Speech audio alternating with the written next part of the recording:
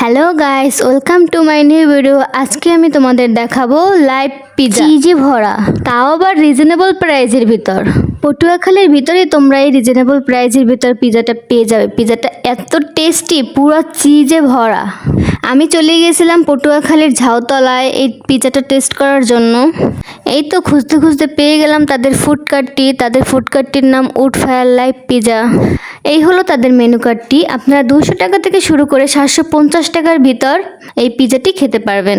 সবথেকে ভালো বিষয় হলো আপনাদের সামনে বসে এই পিজাটি তৈরি করা হয়, কিভাবে কি প্রসেস করা হয় সব কিছু আপনি দেখতে পারবেন দাঁড়িয়ে দাঁড়িয়ে। আর এই পিজাটি যে জায়গায় তৈরি করা হয় সেই জায়গাটা খুবই পরিষ্কার।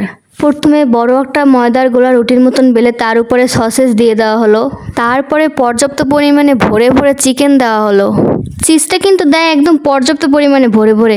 ভিডিও করতেছে এই জন্য চিজ বেশি দিতে আসে এরকম কিছু না, আপনারা গিয়েও দেখতে পারেন। চিজের পরে দিয়ে দিল সসেস, ক্যাপসিকাম। এইদিকে একটা বিদেশি কুকুর এসে আমাকে ভয় পেয়ে দিয়েছিল।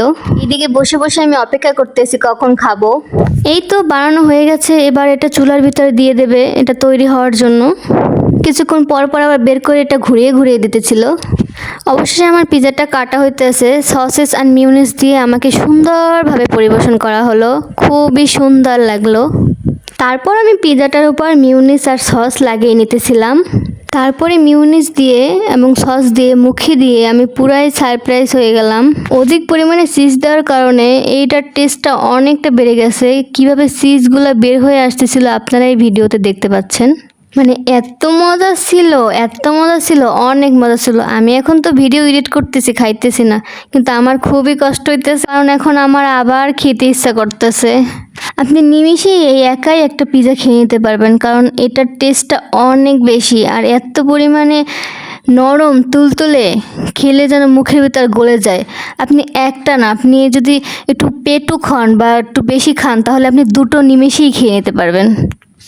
তাদের কাছ থেকে জানতে পারলাম এরকম ফুডকার্ট নাকি তাদের বরিশালেও আছে।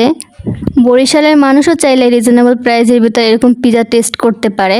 প্রথমে ভেবেছিলাম যে পিজাটা 1 পিসের বেশি আমি খেতেই পারবো না, কিন্তু পরে আমি 3 পিসের বেশি খেয়েছি। এদের মিউনিসটারও যে এত টেস্ট যেটা বলার বাইরে।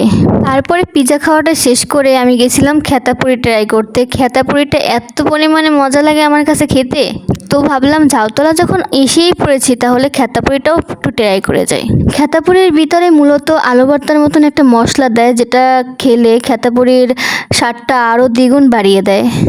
তো সবার কাছে এখানেই বিদায় নিচ্ছি। সবাই ভালো থাকবেন, দেখা হবে অন্য কোনো ভিডিওতে আবার। Tata, bye bye.